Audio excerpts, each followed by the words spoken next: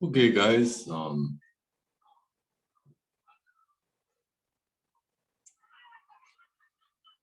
Let's finish our proof. And then just let's try and remember. Okay, well, let me leave this up. This is what we're trying to prove by induction.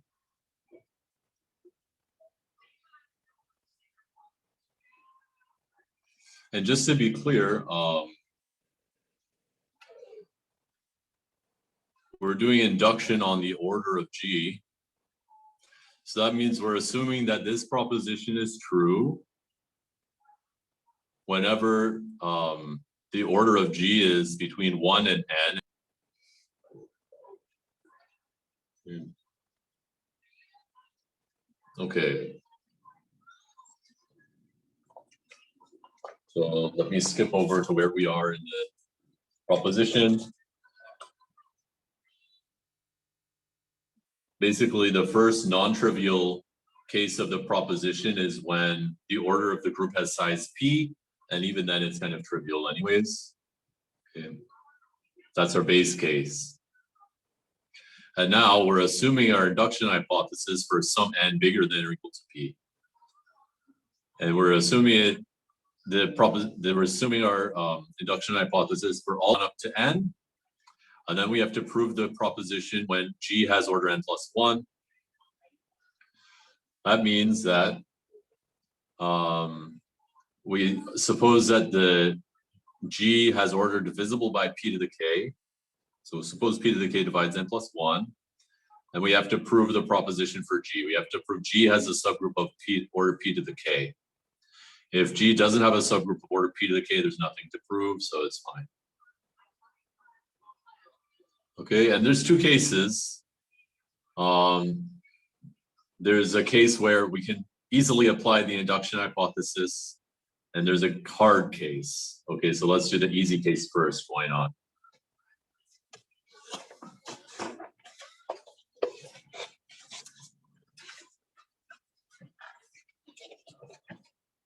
So, first case is that there exists a subgroup H, a proper subgroup H of G.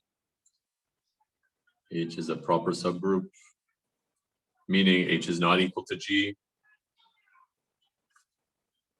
such that p to the k divides the order of H. Okay. Now, a proper subgroup of G has less elements than G does. In this case, the order of H has to be strictly less than the order of G. So H, the order of H, is bigger than or equal to 1, less than or equal to n, and p to the k divides the order of H. So by induction hypothesis,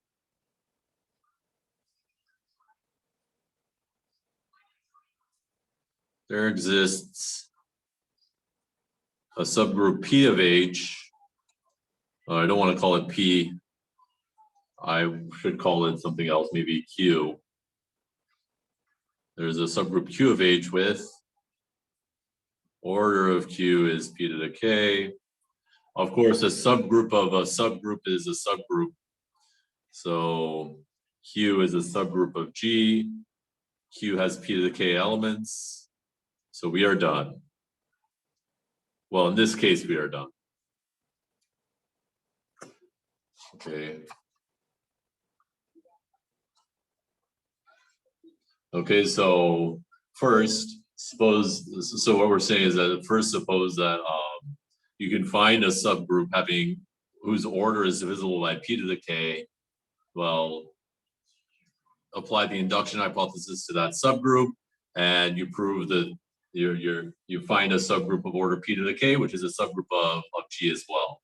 Okay, so that's fine. The other case is that for all non-trivial, p to the k divides G, but p to the k does not divide the order of H. Okay. This might be a situation where we can't find a subgroup of the right order.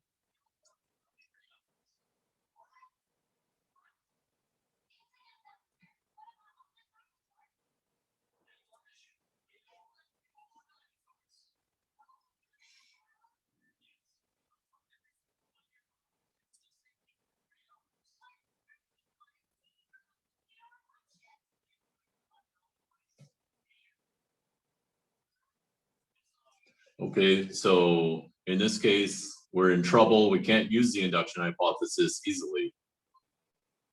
Okay. And what does this mean? Well, if we look at,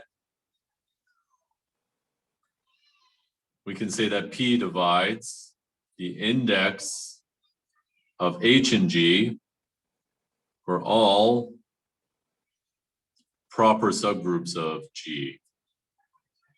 Okay, that's what we want to show. Okay, why is that?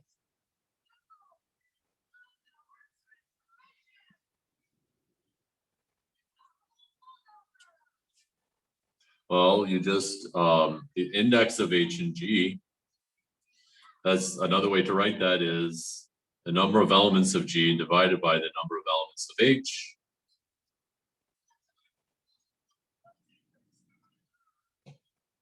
Okay. And if we look at the number of, so there's P to the K in the numerator. P to the K does not divide H. So there's at most P to the K minus 1 in the denominator.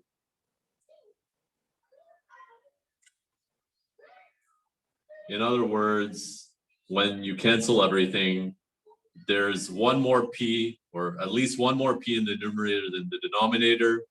So P has to divide the index. Okay.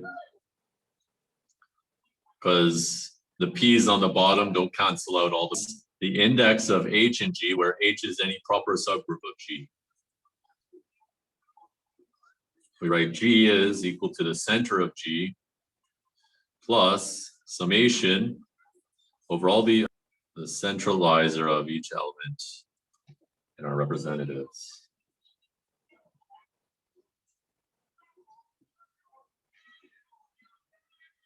Okay. So, and in this case, we have that each of these is divisible by P.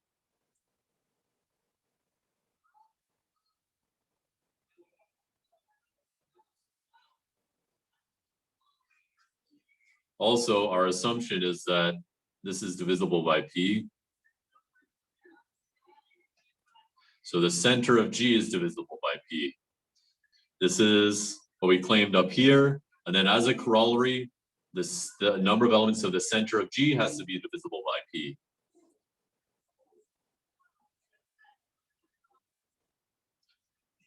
Okay.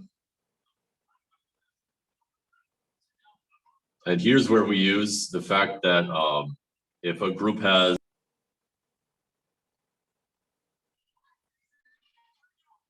okay.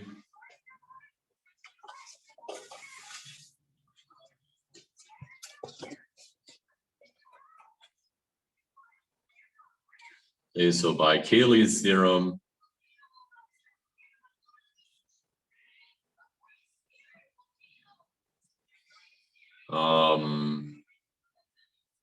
since P divides the order of the center of G, there exists some element in the center of G. Okay, let N be the subgroup generated by this element. And this subgroup is contained in the center of G.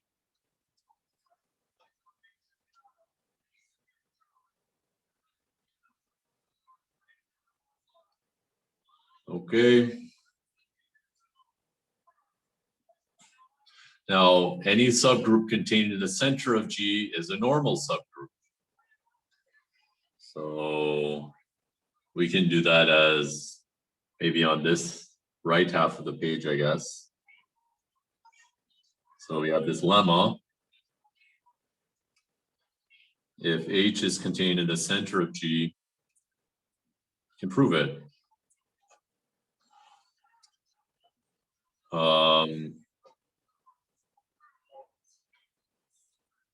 Then H being H and G, then GH inverse is just HG G inverse, since and H is in the center, and then that equals H, and H is an element of H. Okay, so this proves that when you conjugate things in H, you remain in H. So therefore, G inverse equals H. Therefore, for all G, which shows you that H is a normal subgroup of G. Okay, so in particular, this subgroup generated by this element of order P is a normal subgroup.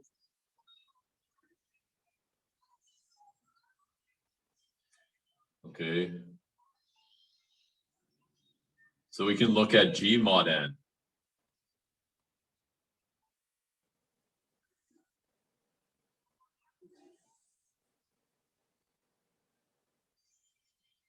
Okay, first of all, the order of G prime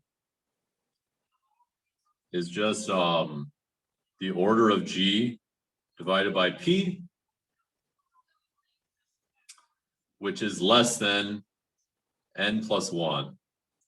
Okay, here I see that N is supposed to be a subgroup and an integer K.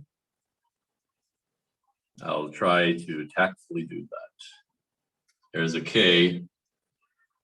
This is K. This is also K. Sorry about that. K's look a little weird. My apologies for that. Okay, anyway, so when I take the number of elements of G and divide by P, prime number, I get something strictly less than N plus 1. Also, G is divisible by P to the K, so the order of G prime is divisible by P to the K minus 1.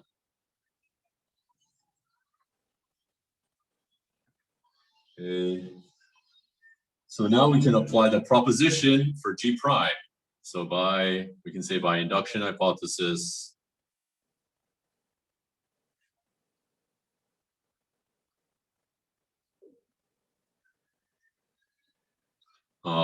there exists H, a subgroup of G prime with P to the K minus 1 elements.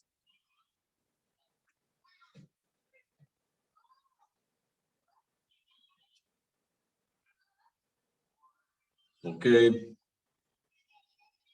Remember, now subgroups of G mod K. Oh, it's also unfortunate that I used prime because I forgot that's really should be the commutator subgroup. So I'll just put G0 instead of G prime. Sorry about that. G0, G0. Okay. Now the subgroups of G mod K, they correspond to subgroups of G containing K. So let me just remind you. And by remind you, I mean possibly remind you for the first time in a long time, but okay. I'll just remind you that if K is a normal subgroup of G, then subgroups of G mod K correspond with subgroups of G containing K as follows. If K is contained in H is contained in G, then group of G mod K. And if H bar is a subgroup of G mod K, then there exists, then you can take H, which is all the G's in G, such that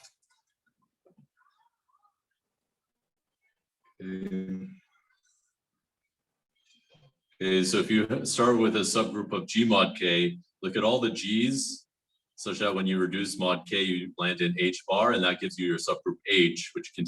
So in particular, corresponding to, well, let's call this H bar just to match up with my notation here. But okay, so we have this subgroup H bar containing P to the K minus 1 elements. That corresponds to a subgroup of G containing K. There exists H containing K and contained in G such that H bar is just H mod K.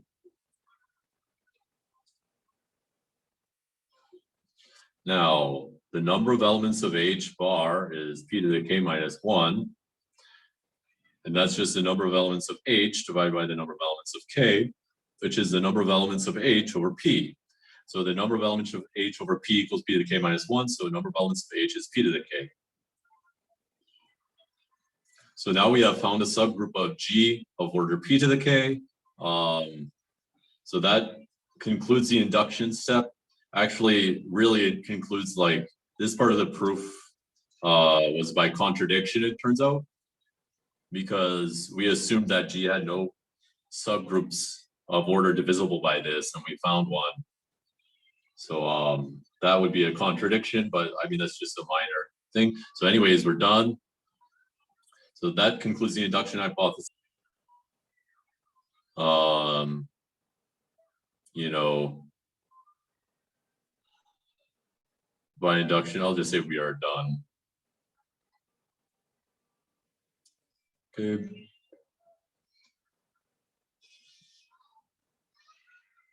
So now I just have about 4 minutes to, so first let me mention that thing called the isomorphism theorems, which I will try to give you more information about. Okay, and now let me tell you, let me state the 3 C-log theorems for you so you can have an idea of what is next. Okay. So theorem, let's call this C-log 1.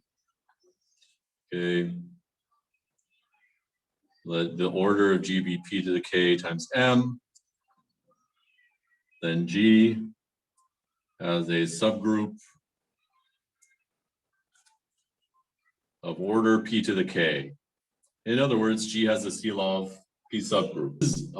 We proved something more general than this. We proved that G, whenever P to the K divides the order of G, we have a subgroup of order P to the K.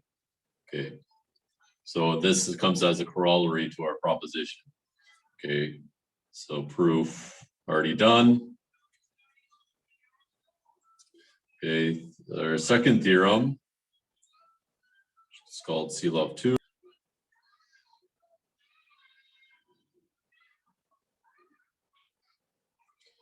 Okay. We want to prove that let P and Q be C-log P subgroups of G.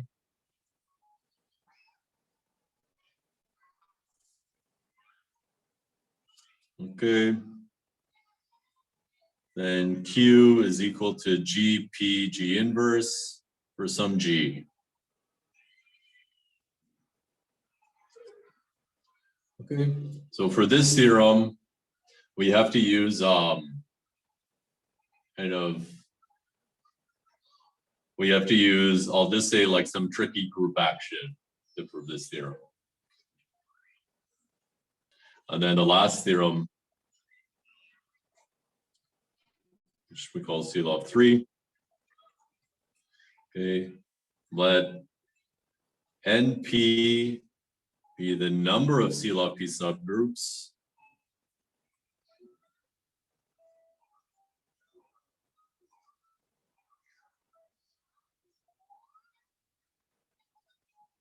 of G.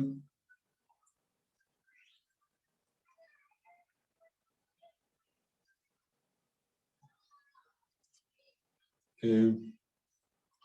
Then NP divides M, and NP is congruent to 1 mod P. Okay. And that's the third one we have to prove.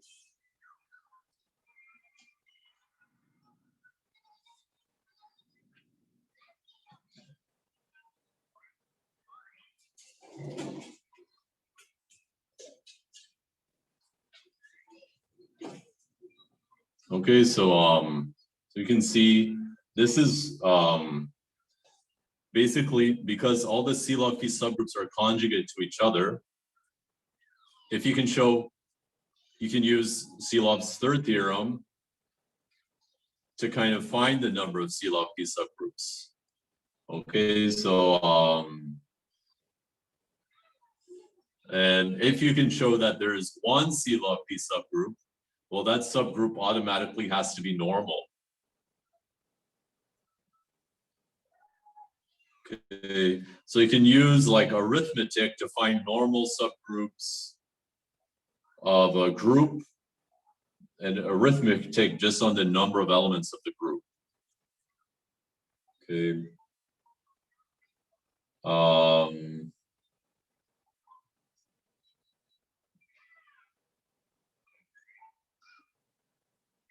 Okay, so anyways, we can stop there and then continue this discussion on Monday.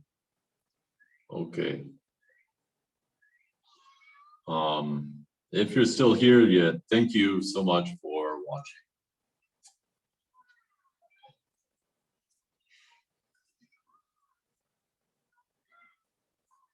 Oh yes, and don't forget this assignment 3 is due today at 8 p.m.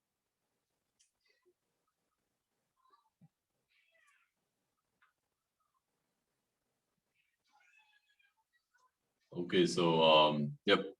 Okay.